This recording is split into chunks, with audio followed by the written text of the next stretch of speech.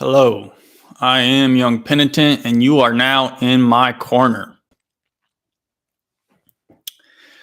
Today is a Sunday stream, and I'm going to try something a little bit new here today, something I haven't done before. I don't exactly have a specific topic that I'm going to go over today, but rather it's going to be more of a freestyle. I'm trying something new. I had a comment on my last video, and somebody suggested that I just talk about what's going on a little bit and maybe pick a random Bible verse. So, this is from a commenter who goes by Chris in Texas. So, I'm going to assume this person's name is Chris and that he lives in Texas, judging from his YouTube commenter name. And that's what I'm going to do. So here we go. We'll see how this works. I don't want to tempt God, So I do have a few things that I've thought of to talk about today. And the first thing I'm going to talk about is actually my trip. We had a trip yesterday. Me and some guys from my parish went on a fishing trip, and we have an informal men's group at my parish that it came together, it almost like came together by itself. And uh, but uh, I'm also going to talk about the importance of male friendship on today's stream, because this is something that I learned from Abbot Trifon. So I want to go over that a little bit today. But we had also, before I end, I'm going to I always like to read a verse from the Bible. So today I haven't chosen a verse, but I'm going to pick one at random. This was also suggested in that comment by Chris in Texas. So today's stream is dedicated to Chris in Texas, I guess. So I'm going to take my Bible, I'm going to open it to a random page, and we'll see what it says. A random page, random verse, and I'll see if I can't talk about it for 5 minutes or something like that. But so we chartered. Well, there's out on the coast, they have these fishing trips that you pay them, and you can go on the board, and they'll take you out fishing. And so someone in our men's group had the idea, so it said, let's all get together and go out fishing. So we got up early, drove out to the coast, got our tickets, and hopped on board. And it was a beautiful day. It was not a cloud in the sky. And went out and, got out there in the ocean and threw our lines in. And I forgot two things. One thing, you might be able to see that I have a little bit of redness on my face. I forgot to bring a hat. So if you ever go out fishing on a sunny day, you're going to be out there all day long. Bring a hat. The other thing I forgot, one of the men in our group, they actually told us. They told me, they told the group beforehand. They said you should get some anti-nausea medicine and take it the night before. Get a patch. And me being slow to hear, dull of hearing, I didn't listen to the person who recommended that, and I got a little sick. And I was basically a little bit sick, a little bit nauseous for the whole fishing trip, and I threw up overboard. But oh well, that's what I get for not listening. So we went out there, and the fishing wasn't actually great for our team that day. Not everybody got a fish. Most people got at least one. I got three rockfish, and we also set out crab pots and brought back crabs. And so this is a good thing to do. This is, it was part of our men's group. It's like a male bonding experience. And we have in our parish we have a men's group. It's called the Tsar Martyr Nicholas Society. And so in Orthodoxy, there's a tradition going back, long held tradition for of lay brotherhoods, in the Orthodox Church. And this is something that I wanted to talk about a little bit that you can even do, and I would encourage and suggest that you do this at your parish. So our brotherhood that at our church is it's sort of loosely based on the St. John, the Brotherhood of St. John that Abbot Trifon has organized. And Abbot Trifon has this brotherhood. I don't know how, it's over 100 members. It's the Brotherhood of, also known as the Brotherhood of the Salish Sea. And you go, and he has retreats at his monastery twice a year. And young men come to the monastery, they attend the services, they have talks with the abbot, they do various activities on the island. And you could even, if you wanted to be part of this, you could contact the monastery and say that you are interested, and have them let you know about when the next brotherhood gathering will be. And I would absolutely suggest that to anybody, some young men out there. I am myself an alumni of the St. John Brotherhood. It's more geared towards young men. So I think the ages are 16 to 24 is like the main age group that come to those retreats. So I'm a little bit older. I'm 40 years old. So I stopped going to the retreats, but I actually based this brotherhood that we have at our church on that. And this is an important thing. Abbot Trifon says that it is a fundamental, and it's important for men to have friendships with other men. Time for them alone. Like if you have a family, you get away from go.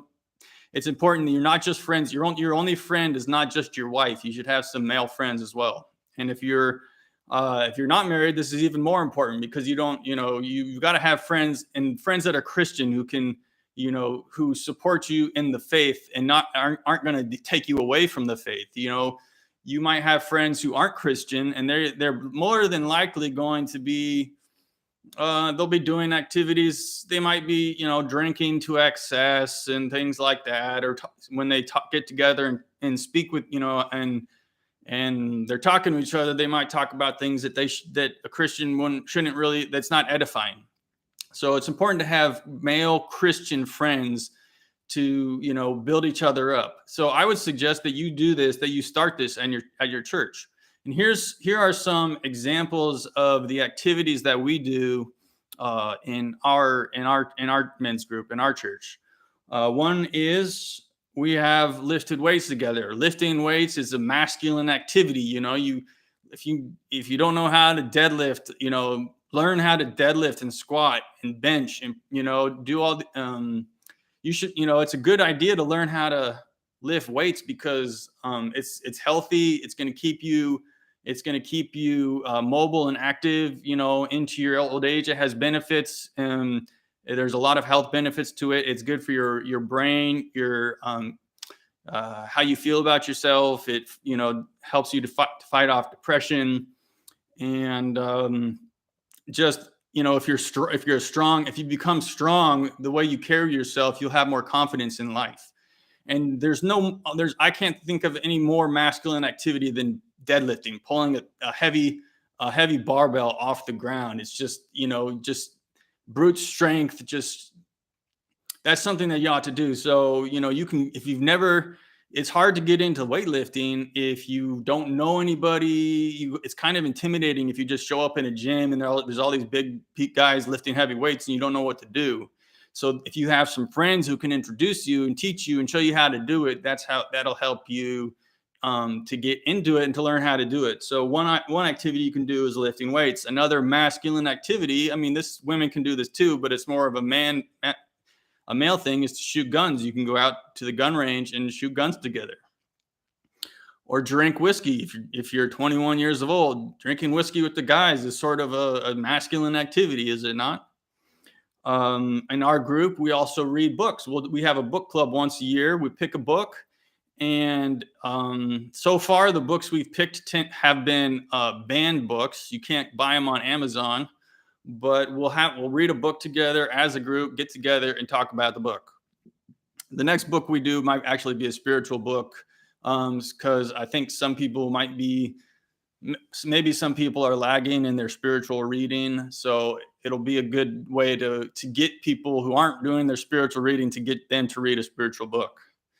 Um, we have also watched movies. We'll watch like movies of a Christian theme together. It's just it's good to watch the movie, but it's almost just an excuse to get together and hang out with hang out with the guys, eat a pizza or whatever it might be. And we also have a chat room. We have on an app on our phone, the Signal app, which is a private app that so people can't spy. Facebook won't be spying on our conversations or whatever. Google, whoever the censors might be. We have a chat room that is by invitation only. And this way people can share memes or what's going on. That's how we organized our fishing trip. So get together, get the guys in your parish together, start a chat room, get together at someone's house. I absolutely recommend that.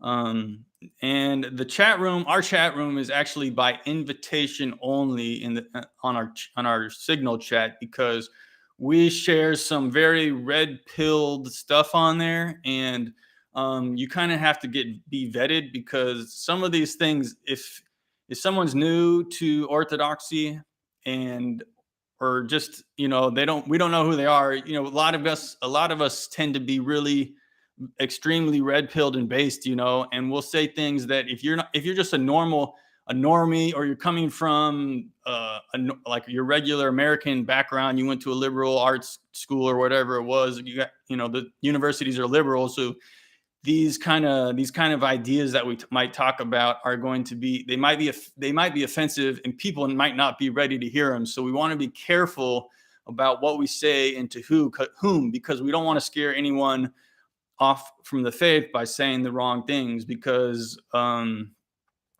we say some things in there that some people definitely would be hard for they might be like, what are these guys, these guys are kind of extreme,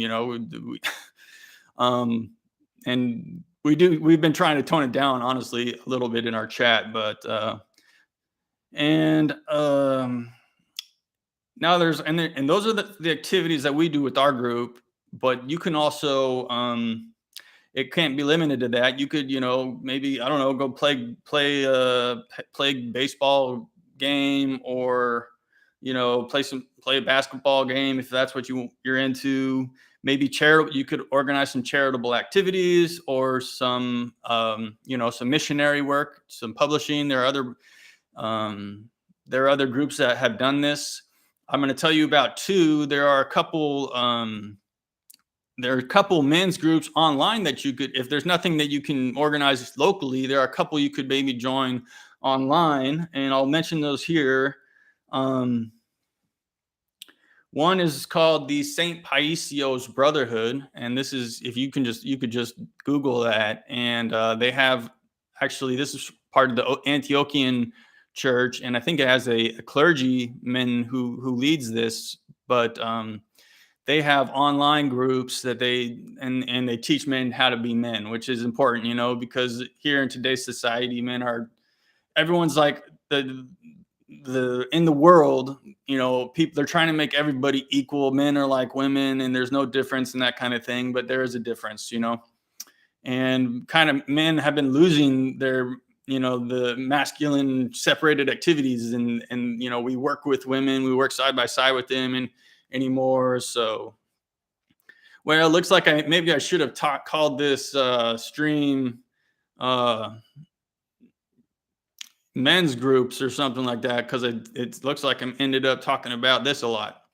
I was hoping that more people would show up in the chat today, but it's looking like it's not happening. So it's a good thing that I prepared some comments ahead of time. So let's see what else.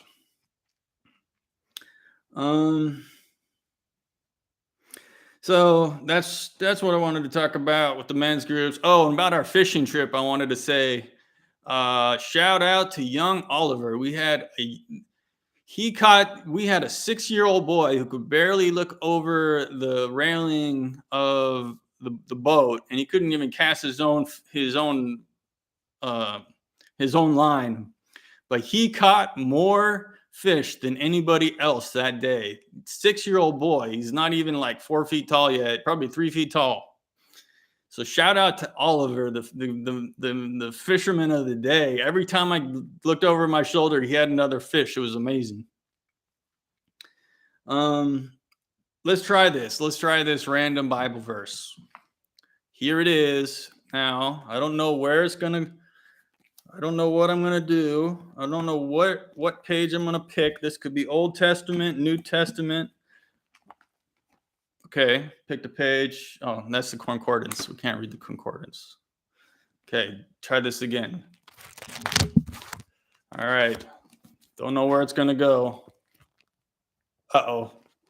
Leviticus.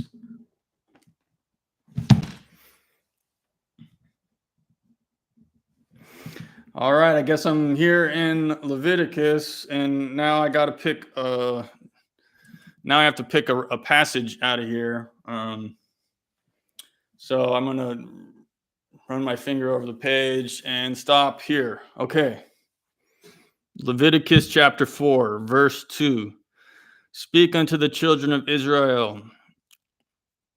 And the Lord spake unto Moses, saying, Speak unto the children of Israel, saying, If a soul shall sin through ignorance against any of the commandments of the Lord, concerning things which ought not to be done, and shall do against any of them, if the priest that is anointed do sin according to the sin of the people, then let him bring for his sin, which he has sinned, a young bullock without blemish unto the Lord for a sin offering. Okay, this is interesting. If a soul shall sin through ignorance against any of the commandments of the Lord. This is interesting to me because we talked about this on our show, The Struggle Against Sin. And we were saying that you can sin knowingly or unknowingly, So you can sin in ignorance. You can commit a sin that you don't even know, like if you don't know the law.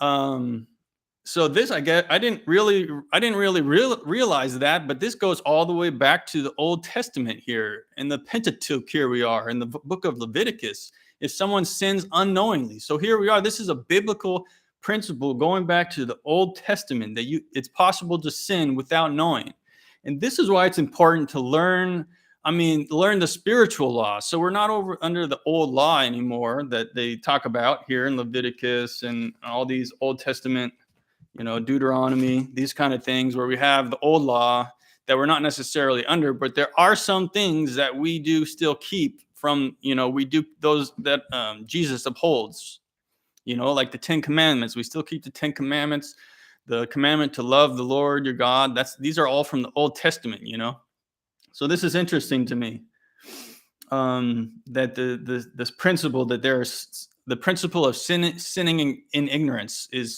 goes back to the Old Testament. So this shows that it's good to learn the law, learn what is a sin and what's not. Ask your priest if you have a question. If there's something you don't know if it's a sin or not, bring it. That's a good thing that you can maybe bring to your priest in confession, and he can help and guide you in that. And in a broader sense, this also speaks to how the Christian church grew out of the Old Testament worship. Like our services, for example. If you read in the Acts of the Apostles, the apostles were constant. The disciples of the Lord were constantly in the temple, praising and worshiping God. They were actually still going to the services that the Jews were performing, and so and that type of worship was divinely revealed to Moses. So God revealed to the people of God, to Israel, how he is to be worshipped, and that starting from Moses and all the way up, that has never ended. That continues. Our worship, grew out of the Old Testament worship. So that also gives a person kind of confidence, in the way that we do our services. Even the temple, the way the temple is laid out, we have the sanctuary, which is like the Holy of Holies, and then the nave and the narthex, and these are all corresponding to the way that the Old Testament temple was laid out. So, wow, that was interesting. I think that was interesting and fruitful activity, and I kind of like this, picking a random passage out of the Bible. Maybe I'll do this on my Sunday streams.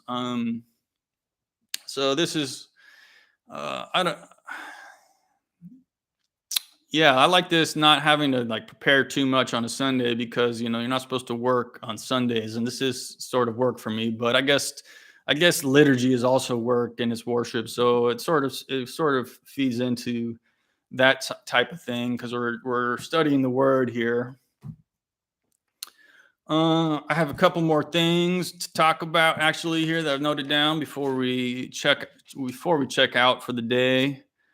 I had a problem come up in my mind and my thoughts about this YouTube thing, because I have to play the game that YouTube. This is almost like a video game for me, like doing this YouTube live stream and stuff. And there's rules to this game. YouTube, the way that YouTube works is they want to keep people on their platform. That's time on the platform is what they value. And unfortunately, my values are not the same as YouTube's. I don't necessarily want you to be on YouTube for a long time. That's not my goal. But for me to have a successful channel, I have to sort of play the game and try to be entertaining, and I want to make this an enjoyable stream that you're going to want to watch to the end, because the more you're watching, the more that YouTube is likely to expand my channel and recommend it to more people, and will grow. But so I'm in a sense, I have to play their game, which is not a good thing. But I can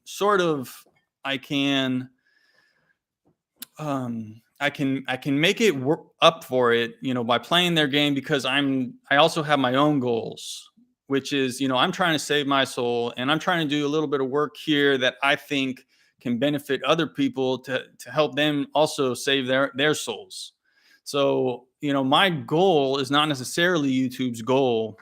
They want you to actually, the people who own YouTube probably want you to go to hell. Honestly, that's their goal, and that's not my goal.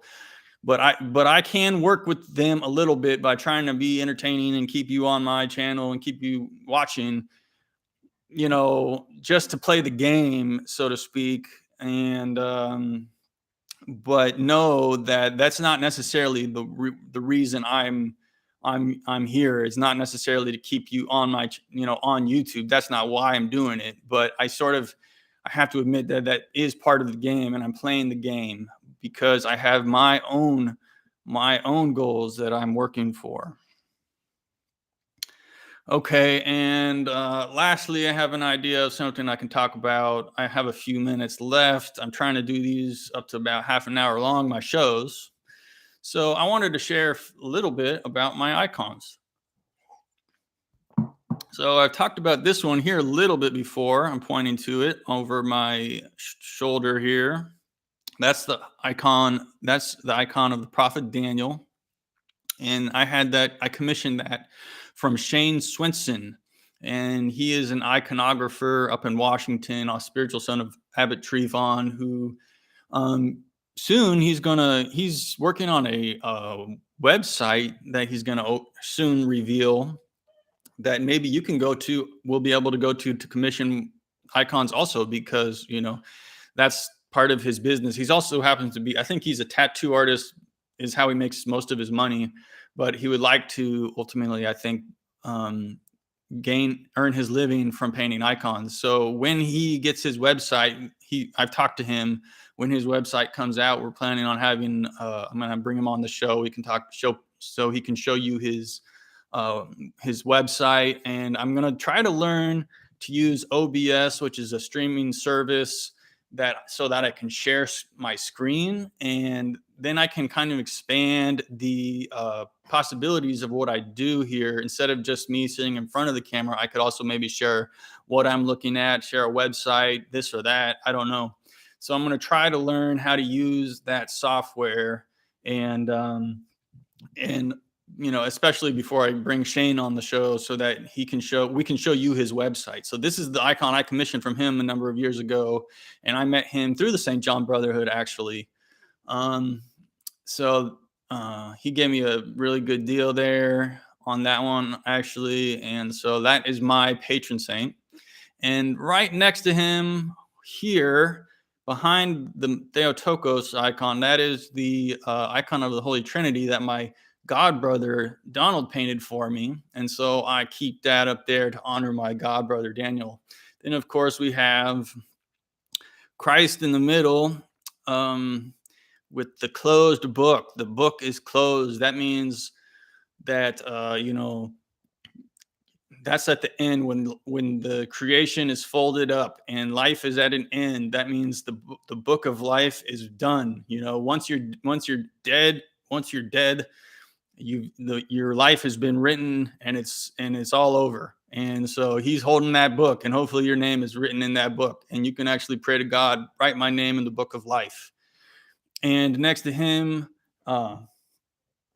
to the right hand of God, is the Theotokos. She's always at the right hand of God. That's where she sits in heaven, the Queen of Heaven, holding the Christ child. And Saint Martin the Merciful. And he's merciful because, being merciful is just a character. It's an attribute of the saints, but it also is an attribute of those who, it means, one of the meanings of being merciful is actually to like give alms, to give charity. And so Saint Martin the Merciful was known for being charitable, and he, in fact, actually at one point cut off his cloak, cut it in two, and clothed the beggar in his own cloak, because that's all he could give to him. And it turned out that he was clothing the Lord, which was revealed to him in a dream later that day. Here, and then next to that, over here, is the Joy of All Who Sorrow, Mother of God icon, the Theotokos, Joy of All Who Sorrow, and that's the icon of our the cathedral, the San Francisco Cathedral, where St. John's relics are. And so she's protecting all those who are hungry, the old, the infirm. She's feeding the hungry. She's clothing the poor and naked. She's like a tree under whose branches everyone is.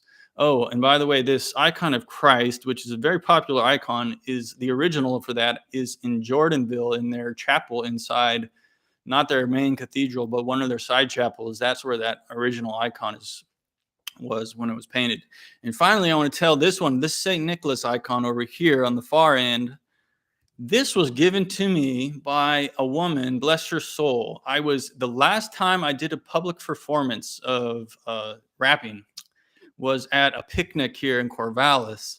And after I was done, this woman came up to me and she said, I have I talk about orthodoxy when I'm rapping a lot, sometimes between songs. And she came up to me, she said, I have a collection of icons and I want to give you one. So she brought me to her house. She invited me over. She had traveled extensively when she was younger through Russia and Ukraine, and back when it was the Soviet Union. And she had bought this icon there. And she said, you can pick any icon you want. And this was the one that called to me. They say that icons choose us. We don't choose them. And I picked that icon, and God bless her, because this is a beautiful icon. It was she bought it at the Kiev Caves Lavra in Kiev, and welcome chimping for churros. And so this is an old icon. It's probably from the 19th century, most likely, and it's an icon of Saint Nicholas. So it pays to be a rapper sometimes. And that's the moral of that story. Okay. Well, here we are. We got up to half an hour. Thank goodness I had prepared a few remarks. I didn't want to test God. We don't want to just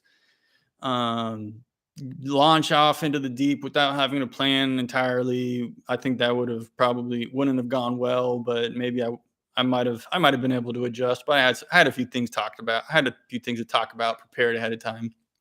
So I managed to get a half-hour stream out of that. Thank you for being here. Thank you for watching to the end. We'll see you guys next time. Young Penitent is out.